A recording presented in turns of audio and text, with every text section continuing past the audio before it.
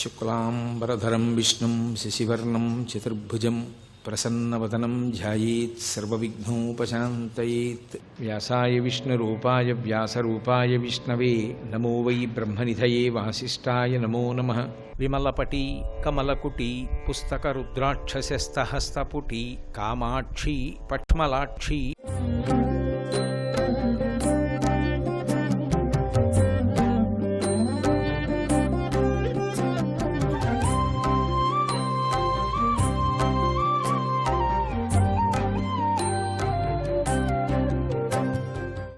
ఆ కాశీపట్టణంలో అన్నపూర్ణప్రసాద్ గారు వాళ్ళ నాన్నగారు ఉండేవారు. వాళ్ళ నాన్నగారట ఎప్పుడైనా ఏదైనా ఊరిడితే ఎవరైనా అన్నం పెట్టిన వాళ్ళు ఉంటే అన్నం పెట్టిన వాళ్ళ పేరు మర్చిపోయేవారు కాదుట. వాళ్ళు పిలవకపోయినా వాళ్ళ ఇంట్లో పెళ్ళి అవుతుంటే వాళ్ళు ఒకప్పుడు నాకు వాళ్ళ ఊరు వెళ్ళినప్పుడు అన్నం పెట్టారా మీరు వెళ్ళండి అని కానుకలు ఇచ్చి వాళ్ళ ఇంట్లో పెళ్ళికి పంపిస్తూ ఉండేవారు. అంతటి ఆదరబుద్ధి కలిగిన వాడు. అందుకే మహానుభావుడు ఆయన గంగానది అంతా కూడా మంచుగడ్డలా ఉన్నటువంటి రోజున ఒక రోజున వృద్ధాప్యంలో వెళ్ళి ఆయన బ్రతికున్న నాళ్ళు గంగ స్నానం చేశారు. వద్దు వద్దంటున్నా గంగలో మునిగారు. మునిగిక పైకి తేల్లా. ఓహో పడవలేశారు, జాలర్లని పంపించారు, వెతికారు, ఆయన దొరకలేరు శరీరం. ఆఖరికి అంత్యేష్టి సంస్కారం కొడుకులు చేసేస్తున్నారు. 9వ రోజు అయిపోయిన తర్వాత గంగమ్మలోంచి కనీసం చెవిని కూడా చేపలు కొరకలేదు.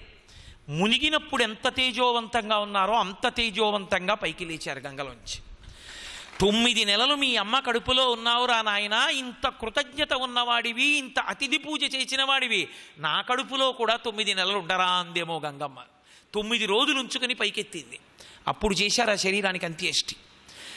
అతిథి పూజ అంత తేలికైన విషయం కాదు. ఆదరబుద్ధి ఏర్పడడం అంత తేలిక కాదు. ఎవరికి ఏం పెట్టావన్నది కాదు. ఒక్కొక్కసారి పాత్రత కలిగిన వాడు వస్తాడు ఇంటికి. శంకరాచార్యుల వారికి ఒక ఉసిరిక ఇచ్చి కొన్ని తరాల తర్వాత కూడా అనుభవించడానికి కావలసినటువంటి బంగారాన్ని పొందింది దరిద్ర బ్రాహ్మణి. కనకధార స్తోత్రాన్ని లోకానికి అందించడానికి కారణమైంది. కాబట్టి పాత్రత నిరిగి దానం. అతిథిగా ఎవరొస్తారో తెలియదు. పరమేశ్వరుడే ఒక్కొక్కసారి అతిథిగా వచ్చి ఇంటి ముందు నిలబడచ్చు. అసలు అభ్యున్నతిని కట్టబెడదాం చూద్దామని ఈశ్వరుడు అతిథి రూపంలో వస్తాడు ఒక్కొక్కసారి. పరమ భాగవతోత్తముడిని ఇంటికి అతిథిగా పంపిస్తాడు. అందుకే అతిథి అంటే లేక వచ్చినవాడు కాదు, నిన్ను ఉద్ధరించడానికి వచ్చినవాడు.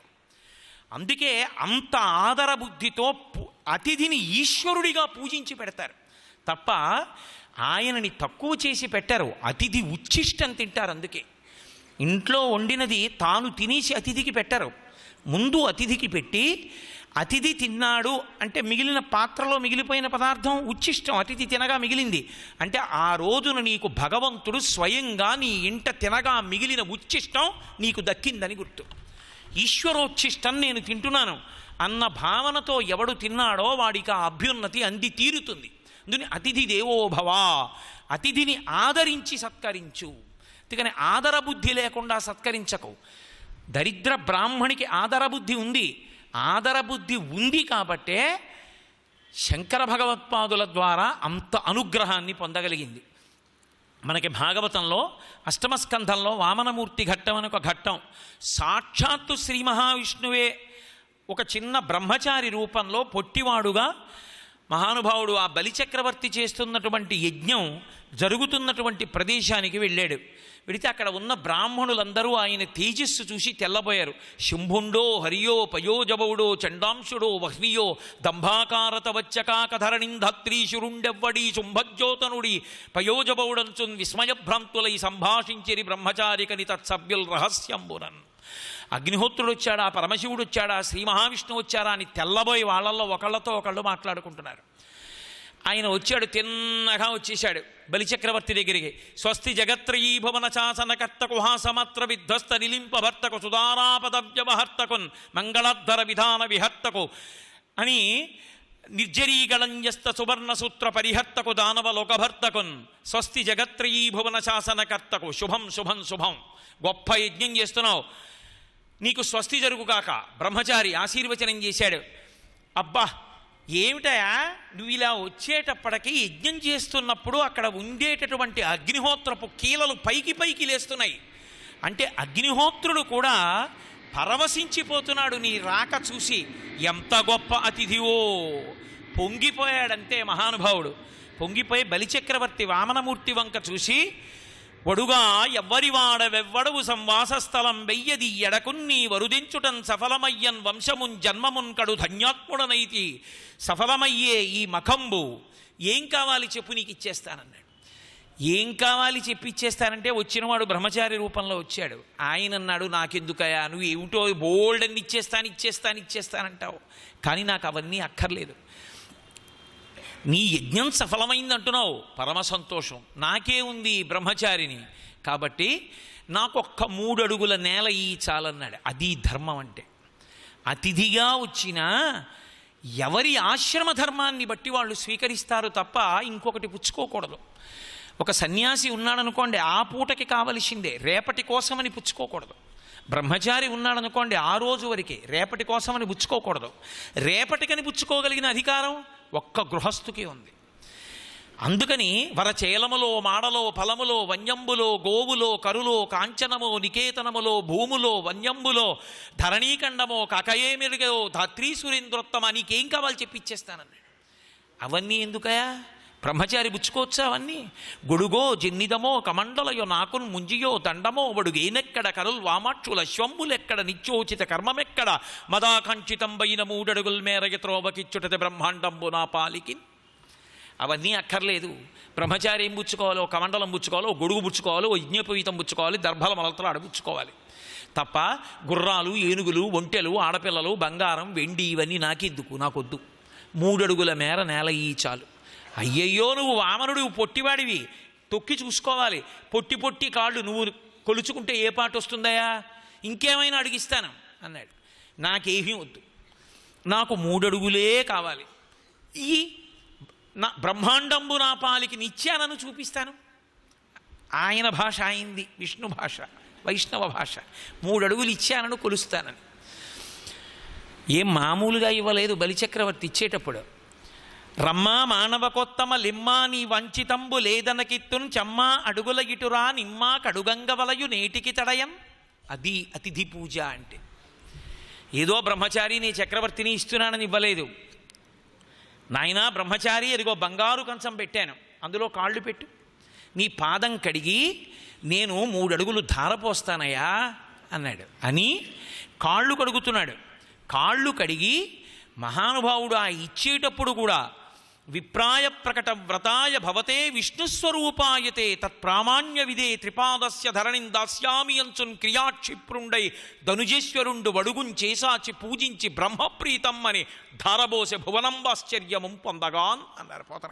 ఆ ధారబోసేటప్పుడు ఎలా ధారబోసాడంటే విప్రాయ ప్రకటవ్రతాయ భవతే విష్ణుస్వరూపాయతే. నాకున్న దాంట్లో 3 అడుగుల నేల బుచ్చుకొని నన్ను అనుగ్రహించడానికి బ్రహ్మచారి రూపంలో వచ్చిన ఓ శ్రీ మహావిష్ణువా, నీకు నేను 3 అడుగులు ఇస్తున్నాను. బ్రాహ్మణ రూపంలో వచ్చినవాడా, నీ దగ్గరికి వచ్చి ఎవడు పుచ్చుకున్నా లేక పుచ్చుకున్నవాడు కాదు, లేనివాడిలా విష్ణు వచ్చి పుచ్చుకుంటున్నాడు.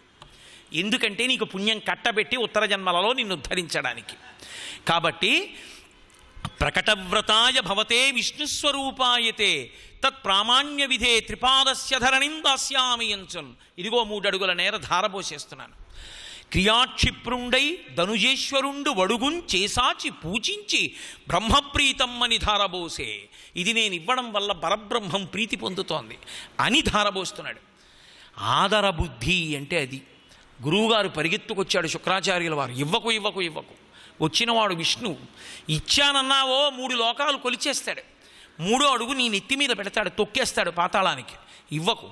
వారి జక్షులందు వైవాహికములందు ప్రాణవిత్తమాన భంగమందు జగిత గోకులగ్ర జన్మరక్షణమందు బొంకవచ్చు నగము పొందడధిప. తప్పు లేదు, అబద్ధమాడి నేను ఇస్తాననలేదని అన్నాడు. ఆయన అన్నాడు, అయ్యయ్యో ఎంత అదృష్టం అండి, నిజంగా విష్ణువే అయితే. ఇంతకన్నా అదృష్టం పట్టింది ఎవరికైనా ఉందా? ఆదిన్ శ్రీసతి కొప్పుపై తనువుపై అంశోత్తరీయంబుపై పాదాబ్జంబులపై కపోలతటిపై పాలిండ్లపై నూత్న మర్యాదంచెందుకరంబు క్రిందగుట ఆపై నా కరంబుంటమేల్ కాదే రాజ్యము గిజ్జమున్ సతతమే కాయంబు నాపాయమే. ఆయనే శ్రీ మహావిష్ణువు అయితే అందరూ లక్ష్మీ కటాక్షానికి కోరుకుంటారు. ఏ లక్ష్మి ప్రతిసారి శ్రీ మహావిష్ణువు వంక చూస్తూ ఆయన కొప్పు మీద చెయ్యేస్తే పొంగిపోయిందో, తనువుపై తన ఒంటి మీద చెయ్యేస్తే పొంగిపోయిందో, అంశోత్తరీయంబుపై ఆవిడ పవిట కొంగు పట్టుకుంటే పొంగిపోయిందో, పట్టుకున్నాడు. ఒకప్పుడు గజేంద్రమోక్షణ ఘట్టంలో గట్టిగా పట్టుకోవాలా. అడిగిడ్డని నీ కడుబడ్డి నువ్వు అడిగిన తన మగడు నుడ్డుబడ్డ నీనడ్డ ఎడ్డగున్ బెడ్డబెడ్డ సిడ్డి ముడ్డి తడ్డపడ్డ నడ్డుగిడ్డు నడ్డుగిడ్డదు చెడ్డిమ నడ్డుగిడ్డు నెడలన్ అని పవిట కొంగు గట్టిగా పట్టుకుంటే ఆయన ముందెళ్ళిపోతుంటే వెనకాల ఈవిడ వెళ్ళిపోతుంటే ఎక్కడ పవిట జారిపోతుందో ఇలా అని పట్టుకుని ఆయన కాళ్ళల్లో ఈవిడ కాళ్ళు పడిపోతుంటే ఆవిడ ఎంత తడబడిపోయిందో పోతన గారి భజనలో డకారం అలా తిరిగిపోయింది. కాబట్టి అంశోత్తరీయంబుపై పాదాబ్జంబులపై ఒకప్పుడు ఆవిడ పాదాలు పట్టుకున్నాడు. ఎప్పుడు పట్టుకున్నాడంటారేమో, నందితిమ్మన గారి పారిజాతాపహరణం లేదు. జలజాతాసనవాసవారిసుర పూజాభాజనం బైతనచ్చులతాంతాయుధు కన్న తండ్రి శిరమచ్చోవామ పాదంబునం తొలగంత్రోచలతాంగి అట్లు యగు నాథుల్ నేరముల్ చేయబేలలకం చెందిన కంతలెందు రుచిత వ్యాపారముల్ నేర్తురే నన్ను భవదీయ దాసుని నెయ్యకు కింపబూని తాచిన అది నాకు మన్ననయ చెల్వగు నీ పద పల్లవంబు మత్తను పులకగ్ర కంటక వితానము తాకిన సొక్కునంచు నేను నియద అలుకమానవు కదాజికనైన అరాళ కుంతలా అని పాదం పట్టుకోలా. కాబట్టి పాదాబ్జంబులపై కపోల తటిపై బుగ్గలపై పాలిండ్లపై నూత్న మర్యాదం చెందుకరంబు ఆయన చెయ్యి వేసినప్పుడల్లా పొంగిపోయేటటువంటి లక్ష్మి ఆవిడ మళ్ళీ తిరిగి చెయ్యదు. అంతటి భక్తి. అటువంటి విష్ణువు నా చేతి కింద చెయ్యి పెట్టి నేను ఇస్తే పుచ్చుకుంటే ఇంతకన్నా అదృష్టం ఉంది గురుగారు. ఇచ్చేస్తానని ఇచ్చేశాడు. పోనివ్వండి, రాజ్యమే పోని, గీజ్యమే పోని, ప్రాణమే పోని, నాకు లెక్కలేదు. ఇంతకన్నా అదృష్టం పడుతుందా దానం చేయడం? చేసేస్తానన్నాడు. అది ఆదర బుద్ధి. వచ్చినవాడు విష్ణువన్న భావనతో ఇస్తాం. అంతేగాని వాడు లేనివాడు, చేతకానివాడు, నేనున్నవాడిని, నేను ఇస్తున్నాను, వాడు పుచ్చుకుంటున్నాడని కాదు. పుచ్చుకున్నవాడు ఇచ్చిన వాడికి నమస్కారం చేయడం సనాతన ధర్మంలో ఉండదు. ఎవడు ఇస్తున్నాడో వాడు పుచ్చుకున్నవాడికి నమస్కారం చేస్తాడు. నిజంగా వాడు లేనివాడే కానివ్వండి, లేనివాడైనా వాడికి పంచెల చాపిచ్చి వాడి పాదాలకి ఇచ్చినవాడు నమస్కారం చేస్తాడు. ఎందుకో తెలుసా? లేనివాడిగా విష్ణు వచ్చాడు. ఆ రూపంలో విష్ణువు లేనివాడి రూపంలో వచ్చుకుని నీ దగ్గర పంచల్చాపలు ఉన్నాయి కాబట్టి, ఓరి పిచ్చాడా బీరువాలు నిండా పెట్టుకుంటే ఉత్తర జన్మల్లో కట్టుకోవడానికి ఏముంటాయిరా, ఇచ్చుకోవడానికి ఏముంటాయి, ఓ పంచల్చాపు నేను బుచ్చుకుని నువ్వు ఒకనాడు నాకు ఓ పంచల్చాపు ఇచ్చావన్న పుణ్యాన్ని అడ్డుపెట్టి వచ్చే జన్మలో 1000 పంచల్చాపులు ఇస్తా అని లేనివాడిగా వచ్చి ఓ పంచెల చాపు పుచ్చుకుని వచ్చే జన్మకి పుణ్యధనాన్ని ఇస్తున్నాడు. కాబట్టి విష్ణు వచ్చాడు. కాబట్టి భవతే విష్ణుస్వరూపాయతే. అందుకు పుచ్చుకున్న వాడికి ఇచ్చినవాడు నమస్కారం చేస్తాడు. అంతేకాని ఇస్తూ ఫోటోలు తీయించుకుని పేపర్లలో వేసుకోవడం సనాతన ధర్మం కాదు. కాబట్టి భవతే విష్ణుస్వరూపాయతే, అది పుణ్యధనము. అతిథి రూపంలో పరమేశ్వరుడు వస్తాడన్న మాటకి అతిథి దేవో భవ అనడానికి కారణం అది. అందుకే ఒక అతిథి ఇంటికి వస్తే ఎలా గౌరవించాలి, ఎలా పూజించాలి, ఎలా సత్కరించాలి అన్నది మన స్వయంగా భగవానుడే నేర్పాడు. శ్రీమద్భాగవతంలో కుచేలుడు పరమదరిద్రుడు. కానీ ఆయన పరమ దరిద్రుడే, కానీ చాలామంది అనుకున్నట్టుగా ఏదో దొంగ శనగలు తినేశాడు అలా లేదు. భాగవతంలో బ్రహ్మవేత్త దారిద్ర్యంబు బాధింప కార్పణ్య బుద్ధి ఒరులతా నడగబోవక తనకు తానబ్బినట్టి కాసు 10,000 నిష్కముల్గా తలంచి ఆత్మ మోదించి పుత్ర ధరాభిరక్ష ఒక విధంబుగా చేయుచు నుండునంతా అన్నారు పోతన గారు కుచేలోపాఖ్యానంలో. ఒక్క కాసు దొరికితే 10,000 కాసులని మురిసిపోయి ఉంటే తిన్నాడు, లేకపోతే మానేశాడు. ఎప్పుడూ బ్రహ్మానందంలో ఉండేవాడు. అటువంటి కుచేలుణ్ణి భార్య అడిగింది, ఏమయ్యా కృష్ణుడు నీకు మిత్రుడు కదా, ఒక్కసారి కృష్ణ దర్శనం చేస్తే మన దరిద్రం పోతుంది కదా, కృష్ణుడి దగ్గరికి వెళ్ళవయ్యా అంది. కృష్ణుడి దగ్గరికి వెడితే కృష్ణుడికి అతిథి అవుతాడు కుచేలుడు. కాబట్టి ఆయన అన్నాడు, నీవు చెప్పిన ఎట్లా ఆ చక్రపాణి సందర్శింపబోవుట ప్రియమగును నాకు. ఆ కృష్ణుడి దగ్గరికి వెళ్ళడం మంచిదే, కానీ కానుకేమైనా గొంపోవ కలదే మనకి పట్టుకెళ్ళడానికి ఏమైనా కానుకుందా మన దగ్గర? మిత్రుడి దగ్గరికి వెడుతూ ఏమీ పట్టుకెళ్లకుండా వెడితే ఏం బాగుంటుంది? అందులో ఏమైనా ఉందా? అయినా నీ పిచ్చి, కానీ నేను వెడితే ఇప్పుడు దరిద్రం పోయేంత ఐశ్వర్యం ఇచ్చేస్తాడా? అబ్బా ఏమి మాట చెప్పిందో మహాతల్లి కుచేలుడి భార్య. కలలోనంతన్మున్నెరుంగని మహాకష్టాత్ముడైనట్టి దుర్బలుడాపత్ సమయంబునం నిజపతాబ్జాతంబు ఉల్లంబునం తలపన్నంతని వచ్చి ఆర్తిహరుడై తన్నైన ఇచ్చున్ సునిశ్చల భక్తిభావములను భజించు వారికి ఇడడే సంపత్ విశేషోన్నతులు. కలలో కూడా భగవంతుడి పేరెత్తనటువంటి వాడు కూడా ఆపద వచ్చినప్పుడు ఈశ్వరుడి పేరెత్తితే పరిగెత్తుకొచ్చి రక్షించేటటువంటి స్వభావం ఉన్నవాడు. అటువంటి వాడు ఎప్పుడూ భగవంతుడిని నమ్ముకుని బతుకుతున్న వాడి యొక్క కోరిక తీర్చడయా వెళ్ళింది. మహానుభావుడు ఆ ఇచ్చిన అటుకుల మూటొకటి బట్ట కన్నా కన్నాలు ఎక్కువ, కుచేలము అంటే చిరిగిపోయిన బట్ట, దాంట్లో మూట కట్టుకుని ఉత్తరీయంలో వెళ్ళాడు. సిగ్గుపడిపోతూ ద్వారకా నగరంలో ఆయన ఎదురుగుండా హంసతూలికా తల్పం మీద రుక్మిణీదేవి అంటే సాక్షాత్తు లక్ష్మి అనగా ఆదిలక్ష్మి అయిన రుక్మిణితోడ క్రీడ సల్పుచున్న కృష్ణు చూచి పట్టణంబులోని ప్రజలుల్లసిల్లిరి ప్రీతులగుచు ముక్త భీతులగుచు అంటారు భాగవతంలో పోతన గారు రుక్మిణీ కళ్యాణంలో. ఆదిలక్ష్మి రుక్మిణీదేవిగా వచ్చింది. అటువంటి రుక్మిణీదేవితో కలిసి హంసతూలికా తల్పం మీద పడుకున్నాడు. ఆ కుచేలుడు సిగ్గుపడిపోతూ వెడుతున్నాడు. అడుగుతున్నారు అక్కడ ఉన్నటువంటి వాళ్ళు, ఎవరి కోసం వచ్చావు, ఎవరు కావాలి అని. కృష్ణుడి కోసం వచ్చాను, ఆయన ఇప్పుడు ఏకాంతంలో హంసతూలికా తల్పంలో ఉన్నాడు భార్యతో, ఇప్పుడు నీతో మాట్లాడతాడా అంటే, లేదయా నా ప్రియమిత్రుడు, చిన్నప్పుడు కలిసి చదువుకున్నాం, పిలిస్తే పలుకుతాడంటున్నాడు. ఈయన సిగ్గుపడిపోయి నన్ను గుర్తుపడతాడా అని అనుకుంటుంటే చూశాడు ఒక్కసారి కృష్ణుడు అంత దూరంలో. కనిడాయంచనునంత కృష్ణుడు అంత దూరంలో ఉన్నటువంటి ఆ కుచేలుణ్ణి చూశాడు. ఎటువంటి వాణ్ణి? అశ్రాంత దరిద్ర పీడితు కృషాంగు ఖండోత్తరీయున్ మహాదరిద్రు కుచేలున్. కేవలంగా ఓ బట్ట ముక్క ఓటే ఒంటి మీద ఉంది ఉత్తరీయంగా. అసలు ఆ దరిద్రం ఎప్పుడు విశ్రాంతి వద అలా పీడిస్తుంటుంది. అటువంటి కుచేలుడు వస్తుంటే చూశాడు. సంభ్రమ విలోలుండై దిగం తల్పమున్, గబగబా మంచం మించి దూకేశాడు, పరిగెత్తుకుంటూ వెళ్ళిపోయాడు. గట్టిగా కౌగిలించేసుకున్నాడు. ఎన్నాళ్ళకు వచ్చావో ఈ కుచేలా అన్నాడు.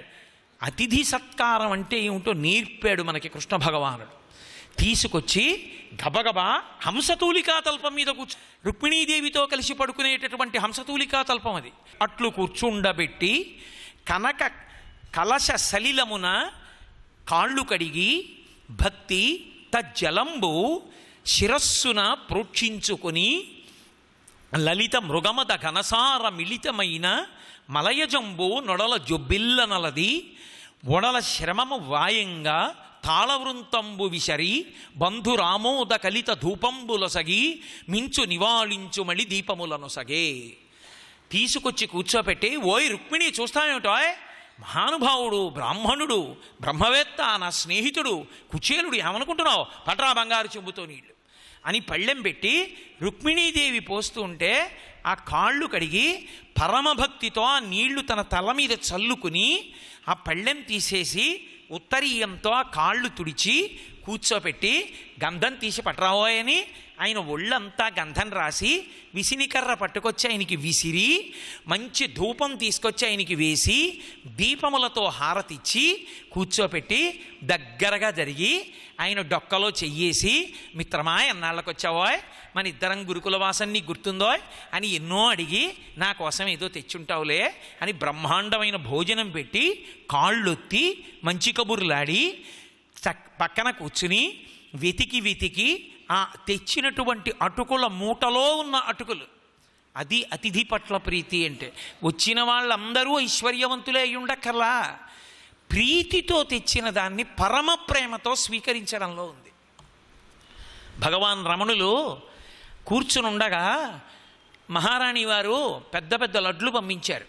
అందరికీ లడ్లు పెట్టి రమణ మహర్షి కూడా లడ్డు తినబోతున్నారు. తినబోతుండగా ఆయన కొండ మీద ఉన్న రోజుల్లో సంకటి పట్టుకొచ్చేది ఒక ఆవిడ, సద్దెన్నం మజ్జిగలో పిసికి తాగుతారు ఉప్పేసుకొని. ఆ సంకటి పట్టుకొచ్చింది. రమణులు ఇలా చూశారు. ఆవిడ సిగ్గుతో నించుంది. ఇప్పుడు మహారాణులు లడ్లు పంపిస్తున్నారు, సంకటి తాగుతారా అయిన అని చూసి కూరలవ్వా అనేవారు. రా రా రా అని పిలిచి, అబ్బా సంకటి తెచ్చావా, నాకు ఎంత ఇష్టమో సంకటి, అబ్బబ్బబ్బా ఇంకొంచెం సేపు ఉంటే లడ్డు తినేది సుమా, కడుపు నిండిపోను, ఎంత అదృష్టం లడ్డు తినలేదు, మీరు తీసేసుకోండి అని ఎవరికో ఇచ్చేసి ఆ సంకటి గడగడ గడగడ తాగేశారు. నిజానికి ఆయనకి సంకటి అంటే ఇష్టమా, లడ్డు అంటే ద్వేషమా? ఆయన రెండు స్థితులు దాటిపోయినవారు. ఆయనకి ఇష్టమూ లేదు అయిష్టమూ లేదు. వృషద్విచిత్రతల్పయో భుజంగముక్తికస్రజో గరిష్టరత్నలోష్టయో సుహృద్విపక్షపక్షయో తృణారవింద చక్షుషో ప్రజామహీ మహేంద్రయో సమప్రవర్తయన్మన కదా సదాశివం భజే అన్నట్టుగా సమాన స్థాయికి ఎదిగిపోయినటువంటి మహాపురుషుడు. అయినా సంకటి తాగారు ఆయన. అసలు ఆదర బుద్ధి అంటే ఇంటికొచ్చిన వాడు ఏమిచ్చాడు కాదు, ఇంటికొచ్చిన వాడి పట్ల నువ్వు ఎలా ప్రవర్తించావన్నది ప్రధానం. అది అతిథి పూజ అంటే. అన్నీ పెట్టక్కర్లేదు, అన్నీ చెయ్యక్కర్లేదు, ఎంత ప్రేమతో నువ్వు మాట్లాడి పంపించావన్నది కూడా అతిథి పూజ. కాబట్టి వచ్చిన వాడిని కూర్చోపెట్టి ఇన్ని తిని ఇన్ని మాట్లాడి అటుకుల మూట విప్పుకుని తానే తీసుకుని ఇలా తినేశాడు. పరపర నవ్వులతో, అబ్బా ఇంత బాగున్నాయో అటుకులు. ఇంకొకసారి నోట్లో వేసుకోబోతున్నాడు. మురహరుడు పిడికెటటుకుల కరమప్పక నారగించి కౌతూహలి అయి మరి ఒక పిడికెడు కొన తత్కరమప్పుడు పట్టె కమల కరకమలమునన్ అన్నారు పోతన గారు. ఒక పిడికెడు అటుకులు తిని మళ్ళీ కాసిన అటుకులు పోసుకుని ఇలా తినబోతుంటే రుక్మిణీదేవి రూపంలో ఉన్న లక్ష్మీదేవి వచ్చి కృష్ణుడి చేయి పట్టుకుని చాలు చాలు చాలు, ఒక పిడికెడు తింటే ఏమిచ్చారో నాకు తెలిసి ఇక తినకండి. అది ఎందుకని, ఇంకొక పిడికెడు తింటే నన్ను మిమ్మల్ని కూడా ఆయనకి ఇచ్చేసుకుంటారు మీరు. అప్పటికే ఇచ్చేశాడు ఐశ్వర్యం అంతా అక్కడ. అది అతిథి పూజ. అతిథి రూపంలో వచ్చిన వాణ్ణి నీకేముందో దాంతో ప్రీతితో నువ్వు సేవించగలగాలి. ఆ ప్రీతితో ఆదర బుద్ధితో వచ్చినవాడు ఈశ్వరుడు అన్న భావనతో నువ్వు ఎంత పూజ చేస్తున్నావు కాదు. ఆ అందుకే అతిథి రూపంలో పరమేశ్వరుడి కన్నా గొప్పవాళ్ళు వస్తారు ఒక్కొక్కసారి. అందుకే శాస్త్రంలో మినహాయింపు ఉంది, పూజ చేస్తుంటే లేవకూడదు. కానీ పూజ చేస్తూ ఉండగా గురువుగారు వచ్చిన, పూజ చేస్తున్నప్పుడు మహాత్ములు వచ్చిన పూజ విడిచిపెట్టి లేచిపోవాలి. లేచిపోయి ముందు వెళ్ళి గురువుగారికి నమస్కారం చేసి ఆయన దగ్గర కూర్చుని ముందు ఆయన ఎందుకు వచ్చారో కనుక్కుని పంపించి పూజ చేయాలి తప్ప, నేను పూజ చేసుకుంటున్నాను కాబట్టి గురువుగారిని చూడనన్నారనుకోండి, పరమేశ్వరుడు కూడా రక్షించారు. మంగళం కోసలేంద్రాయ మహనీయ గుణాత్మనే చక్రవర్తి తనూజాయ సర్వభౌమాయ మంగళం ఉమా కాంతాయ కాంతాయ కామితార్థప్రదాయినే శ్రీగిరీశాయ దేవాయ మలినాథాయ మంగళం. సర్వం శ్రీ ఉమామహేశ్వర పరబ్రహ్మార్పణమస్తు. స్వస్తి.